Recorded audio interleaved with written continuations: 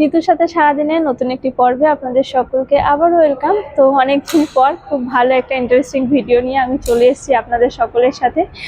তো আজকে যেহেতু একটা ছুটির দিন, স্যাটারডে, তো ভাবলাম অনেক দিন হয়ে গেল আপনাদের সাথে অনেক গল্প হয় না, দেখা সাক্ষাৎ হয় না।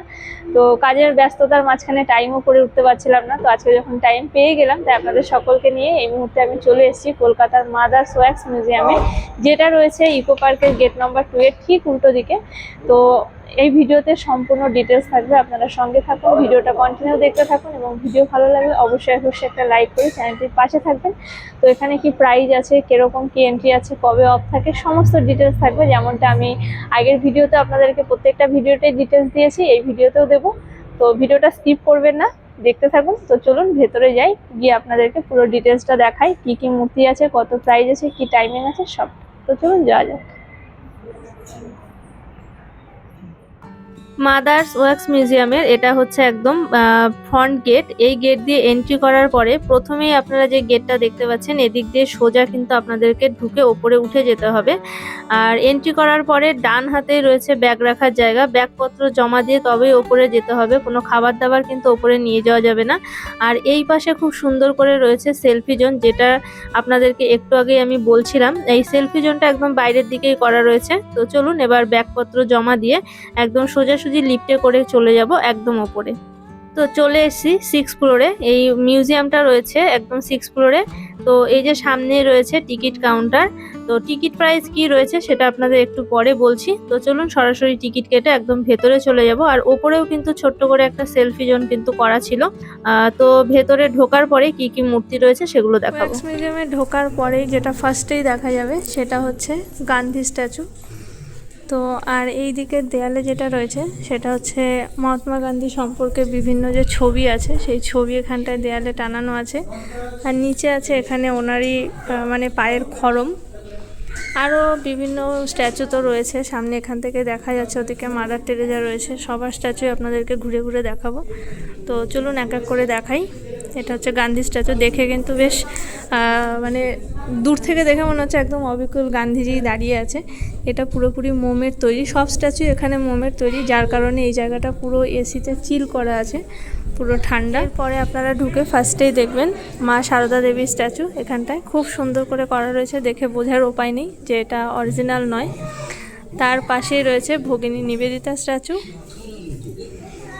এবং তার ঠিক পাশেই রয়েছে দেখুন মাদার টেরেজা স্ট্যাচু। আর মাদার টেরেজার স্ট্যাচুর ঠিক পাশে এই সাইডটাতে রয়েছে স্বামী বিবেকানন্দ স্ট্যাচু। তার পাশে এখানে রয়েছে শ্রী অরবিন্দ ঘোষের স্ট্যাচু। আর তার পাশেই রয়েছে শ্রী রামকৃষ্ণ পরমহংসদেবের স্ট্যাচু। তো এরপরে আরও অনেকগুলো ঘর রয়েছে, তো চলুন সেদিকে যাই। এই গ্যালারিতে আসার পরে যেটা প্রথমে একদম সামনাসামনি দেখতে পাচ্ছেন সেটা হচ্ছে কবি কাজী নজরুল ইসলামের স্ট্যাচু করা রয়েছে। তার পাশেই যিনি রয়েছেন তিনি হচ্ছেন কবিগুরু রবীন্দ্রনাথ ঠাকুর। এনারা প্রত্যেকেই হচ্ছে আমাদের দেশের এক একটা রত্ন, আমাদের কাছে ভগবান তুল্য। আর তার পাশেই রয়েছে নেতাজি সুভাষচন্দ্র বসু। আর তার ঠিক নেতাজি সুভাষচন্দ্র বসুর স্ট্যাচুর ঠিক পাশেই করা রয়েছে কিন্তু এপিজে আব্দুল কালামের স্ট্যাচু, আর রয়েছে ভারতের একটা পতাকা। আর তার পাশেই যেটা রয়েছে, এনাকেও আপনারা সকলেই চিনি আমরা, ডক্টর বি.আর. আম্বেদকর। তার পাশেই রয়েছে প্রণব মুখার্জি। আর প্রণব মুখার্জির পাশেই যিনি রয়েছেন তিনি হচ্ছে শেখ মুজাবির রহমান। এই ছিল এই গ্যালারিতে। আর এই গ্যালারিতে আরও একটা জিনিস রয়েছে, সেটা আপনাদেরকে দেখাবো। এই গ্যালারিতে ঠিক স্ট্যাচুগুলোর পাশেই একটা দেয়ালে ছিল এইরকম একটা হেডফোন, যার ভেতরে কিন্তু বিভিন্ন কবির কবিতা কিন্তু এখানটায় ছিল, যেটা কিন্তু শোনার জন্য কানে হেডফোন দিলে কিন্তু শোনা যাচ্ছিল। এবং এখানে অনেক ক্যাসেট ছিল, যেটা চেঞ্জ করলে পরে কিন্তু চেঞ্জও হচ্ছিল। আর এখানে রবি ঠাকুর যেখানটায় যে স্ট্যাচুটা করা ছিল তার পাশে এরকম একটা সুন্দর একটা বই রাখার একটা জিনিস ছিল, যার ভেতরে কবিগুরু রবীন্দ্রনাথ ঠাকুরের কিন্তু অনেক অনেক বইও রাখা ছিল। তো আমি একটা বই উল্টে পাল্টে দেখছিলাম, এগুলো সবই ছোট ছোট কবিতার বই ছিল। এরপরে রবি ঠাকুরের পাশে যে চেয়ারটা ছিল সেই চেয়ারে গিয়ে আমি একটুখানি বসেছিলাম, এটা দুঃসাহসী বটে।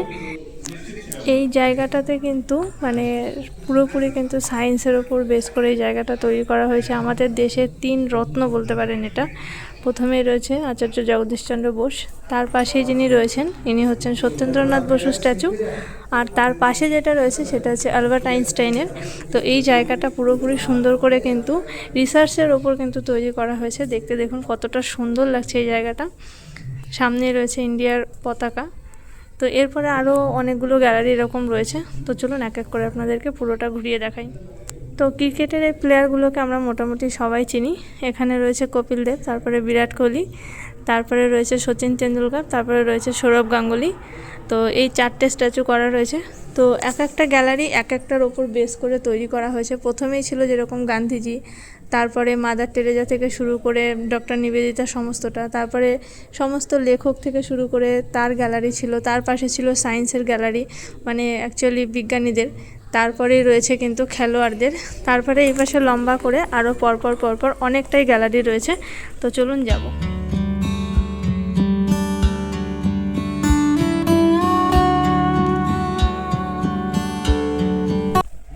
ক্রিকেটের প্লেয়ারদের দেখার পরে এখানে আসার পরে যেটা দেখব সেটা হচ্ছে ফুটবলের বেস্ট প্লেয়ারদের মানে করা রয়েছে, মূর্তিগুলো করা রয়েছে। মাঝখানেরটা তো সবাই চেনেন, মেসি, তার ওই পাশেরটা হচ্ছে পেলে, আর এই পাশেরটা হচ্ছে ম্যারাডোনা। তো 3 জনের স্ট্যাচু এখানে করা রয়েছে। এরপরে আরও গ্যালারি আছে, মানে অনেকটাই বড় গ্যালারিগুলো, আমি বারবারই যেটা বলছি যে অনেকটা বড় গ্যালারি। তো চলুন সামনে যাব এবার। প্রথমে রয়েছে মান্না দে,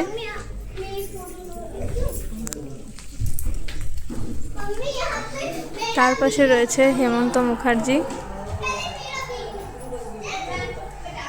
এবং এনাকে তো সবাই চেনে, কিশোর কুমার, আর রয়েছে লতা মঙ্গেশকর। সঙ্গীত জগতের একটা অন্যতম নক্ষত্র ছিলেন এনারা সবাই।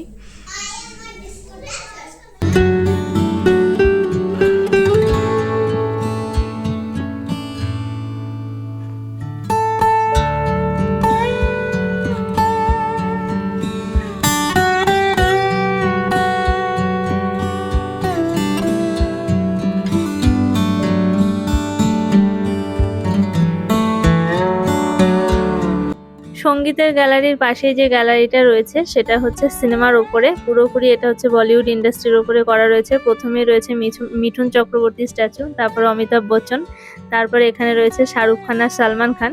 তো চলুন এবার কাছের থেকে আপনাদেরকে দেখাবো যে কোন স্ট্যাচুটা খুব বেশি রিয়েল লাগছে না। এটা পুরোপুরি এই জায়গাটা হচ্ছে ফিল্ম ইন্ডাস্ট্রিকে নিয়ে করা, বিশেষ করে হিন্দি আর্টিস্টদেরকে এখানে দেখানো হয়েছে। পেছনে যেটা রয়েছে ডিস্কো ডান্সার বলে লেখা, এটা হচ্ছে মিঠুন চক্রবর্তী স্ট্যাচু, তারপরে হচ্ছে বচ্চন, অমিতাভ বচ্চনের, আর আমার এই পাশে রয়েছে হচ্ছে শাহরুখ খান, আর তার পাশেই ছিল সালমান খান। তো চলুন সালমান খানের স্ট্যাচুটা আপনাদেরকে দেখাই। এই যে আমার একদম পাশে রয়েছে, মানে এই স্ট্যাচু দুটো সত্যি বলছি মানে একদমই সালমান খান আর শাহরুখ খানের স্ট্যাচুটা একদম বেকার লাগছে, আমার সবচাইতে বেকার লেগেছে। বাদ বাকি স্ট্যাচুগুলো তো ঠিক আছে, দেখে বোঝা যাচ্ছে না, মোমের স্ট্যাচু হলেও খুব সুন্দর রয়েছে, কিন্তু এই দুটো স্ট্যাচুর কোনো মানে হচ্ছে না, মানে মিল পাওয়া যাচ্ছে না। এটা হচ্ছে সালমান খান আর এই পাশে রয়েছে শাহরুখ খানের স্ট্যাচু। তো এক একটা জায়গা এক একটা জোন হিসেবে তৈরি করা হয়েছে, এটা পুরোপুরি ফিল্ম ইন্ডাস্ট্রির ওপরে তৈরি করা। এরপরে আরও রয়েছে গ্যালারি। এরপরে যে গ্যালারিতে চলে এসেছি, এই গ্যালারিটা দেখে আর আলাদা করে কিছু বলার নেই, এনাকে তো আমরা সবাই চিনি, সত্যজিৎ রায়। আর এই টোটাল গ্যালারিটা ওই সত্যজিৎ রায়ের ওপরে বেস করেই তৈরি করা হয়েছে, যেটা ফিল্ম জগতের একটা ভীষণ বড় নক্ষত্র হচ্ছে সত্যজিৎ রায়। আর তারপরেই কিন্তু নিচে চলে আসলাম, আর নিচে হচ্ছে টোটালটাই হচ্ছে হলিউডের ওপরে রয়েছে। তো চলুন নিচের পরপর অনেক গ্যালারি রয়েছে। এরপরে তো আরও ইন্টারেস্টিং কিছু গ্যালারি আপনাদেরকে দেখাবো, যেটা দেখলে আপনারা ভাববেন যে এত কিছু এখানে করা রয়েছে। তো সামনে যেটা দেখতে পেলাম, সুন্দরী একজন বসে আছে, তার পাশে আমি একটু বসে গেলাম। মোটেও আমি এত সুন্দরী নয়, স্ট্যাচুটা অনেক সুন্দর ছিল। তো যাই হোক, আমি হলিউড ইন্ডাস্ট্রির সকলকে তো খুব ভালো করে চিনি না, তাই সকলের নামগুলো ধরে বলতে পারলাম না। তবে এই যে এখন যে জায়গাটায় রয়েছি, এই জায়গাটা আমি মোটামুটি বুঝতে পারছি এটা একটা সিনেমারই একটা অংশ রয়েছে। যে সিনেমাটা আমি দেখেছিলাম, কিন্তু সম্ভবত সিনেমাটার নাম আমার এই মুহূর্তে মনে নেই, কিন্তু আমার মেবি মনে পড়ছে এই সিনেমা আমি কোনো না কোনো দিন দেখেছি, ছোটোবেলাতেই হয়তো দেখেছি। তো চলুন আরও সামনের দিকে যাই, গিয়ে আস্তে আস্তে দেখি আর কি রয়েছে। এখানেও একটা স্ট্যাচু করা রয়েছে, এটাও ভীষণ সুন্দর ছিল এই স্ট্যাচুগুলো দেখতে। আর তার সামনেই রয়েছে কিন্তু একটা ভূতের একটা জায়গা। তো চলুন এবার এই ভূতের জায়গাতে নিয়ে যাই আর ভূতের এই গ্যালারিটা কেমন রয়েছে সেটা আপনাদেরকে দেখাই। এখানে সব বিভিন্ন রকমের ভূত রয়েছে আর তার সাথে রয়েছে বিভিন্ন রকমের সাউন্ড। ঘরটা পুরো অন্ধকার অন্ধকার, হালকা হালকা আলো রয়েছে। সত্যি বলছি এই ঘরটায় আমি যদি একা একা থাকতাম মানে আমি ভয় পেয়ে যেতাম। এই যে আমি দাঁড়িয়ে আছি, ওপরে মাথার উপরে একটা ভূত রয়েছে, মানে আমাকে নিজেকেই মনে হচ্ছিল, ফিল হচ্ছিল যে আমি ভূত হয়ে গেছি। আর এই যে ভূতের সাথে বসে দোলনা খাচ্ছিলাম আর দোলনাটাতে ক্যাচ ক্যাচ করে আওয়াজ হচ্ছিল, ঠিক আছে, এটা শুনে আমার একটু একটু ভয় ভয় লাগছিল। সত্যি বলছি আমার ভয় লাগছিল। তারপরেও আমি ভিডিও করছিলাম মনের জোরে। শেষমেশ আমি সব ভূতের মানে সব কিছু আমি দেখতে পারিনি, আমি তার আগেই বেরিয়ে এসেছি। কারণ আমার না একটু কেমন একটা গা ছমছম করছিল। এখানে একটা টেলিফোনও ছিল, সেই ভূতের সিনেমাতে যেরকম আমরা টেলিফোনগুলো দেখতে পাই সেই রকম একটা টেলিফোন এখানে রাখা ছিল। আর বিভিন্ন রকমের ভূত ছিল আর বিভিন্ন রকমের সাউন্ড হচ্ছিল ভেতরে। লিটারালি বলছি হাড় কেঁপে যাচ্ছিল মাঝে মাঝে। তো যাই হোক, চলুন এখান থেকে বেরোনো যাক। দেখে বেরোনোর পরে আবার যেটা দেখতে পাবো সেটা হচ্ছে, প্রথমে দেখব শরৎচন্দ্র চট্টোপাধ্যায়ের স্ট্যাচু, তার পাশে রয়েছে আর এক নক্ষত্র আমাদের ভারতবর্ষে, সেটা হচ্ছে ঈশ্বরচন্দ্র বিদ্যাসাগরের স্ট্যাচু। পরপর পরপর এখানে কিন্তু স্ট্যাচু একটা একটা করে রাখা রয়েছে। তারপরেই হচ্ছে রবি শঙ্করজির স্ট্যাচু করা রয়েছে। আর এনাকে তো সবাই আমরা চিনি, রাজা রামমোহন রায়। তো এরপরে আরও এদিকে রয়েছে গ্যালারি, তো চলুন এদিকে যাব।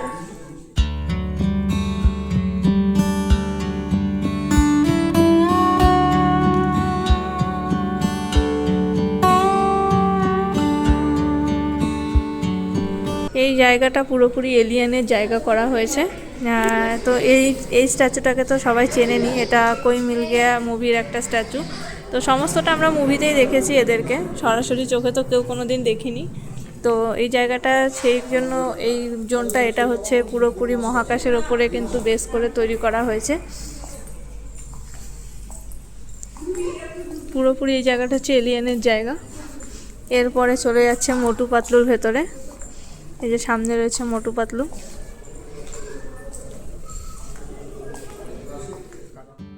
তো এরপরে ছিল মোটু পাতলু। তো এই স্ট্যাচুগুলো কিন্তু মোমের নয়, এগুলো প্লাস্টিকের ফাইবারের হবে সম্ভবত। আর এখানে কিছু শোপিস টাইপের কিছু জিনিস রাখা ছিল। তার পাশে ছিল ভীম, ছুটকি, ছোটা ভীম। এই জায়গাটা কিন্তু বাচ্চাদের দারুণ লাগবে, মানে দারুণ লাগবে। তো ছোটা ভীমটা দেখতে কিন্তু বেশ সুন্দর লাগছে। চলুন দেখি আর কি কি এখানে রয়েছে।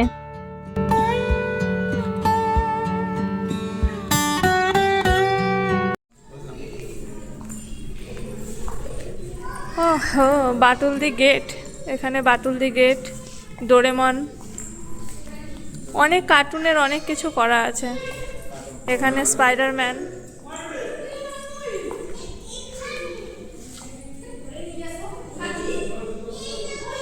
তো এখানেই হচ্ছে মিউজিয়াম শেষ, এরপরে আর কিছু নেই, এখান থেকেই এক্সিট। আর এটা ছোট্ট একটা দোকান মতন করা রয়েছে, টুকটাক কিছু জিনিসপত্র আপনারা চাইলে এখান থেকে কিনতে পারেন। তো মিউজিয়াম কিন্তু রোজই খোলা থাকে, শুধুমাত্র সোমবার দিন এই মিউজিয়াম কিন্তু বন্ধ থাকে। তো চলুন বেরিয়ে গিয়ে বাকি কথা হচ্ছে। তো পুরো মিউজিয়ামটা ঘুরে চলে এসেছি, এটা হচ্ছে এক্সিট পয়েন্ট। তো এখান থেকেই নিচে চলে যেতে হবে। তো আপনাদের কেমন লাগলো পুরো মিউজিয়ামটা ঘুরে দেখতে অবশ্যই জানাবেন। তো টিকিট প্রাইসের কথাটা বলি, টিকিট প্রাইসটা হচ্ছে এখানে প্রত্যেকদিন 100 টাকা করে টিকিট, কিন্তু শনিবার আর রবিবার মানে ছুটির দিনে টিকিট প্রাইস বেড়ে হয় 150 টাকা করে। আর এর টাইমিং আছে দুপুর 12টার থেকে সন্ধ্যে 7:30 পর্যন্ত এটা খোলা থাকে। তো এই হচ্ছে ইনফরমেশন। আর এটা হচ্ছে ইকো পার্কের গেট নাম্বার 2 এর ঠিক অপোজিটেই রয়েছে ইউএক্স মিউজিয়ামটা।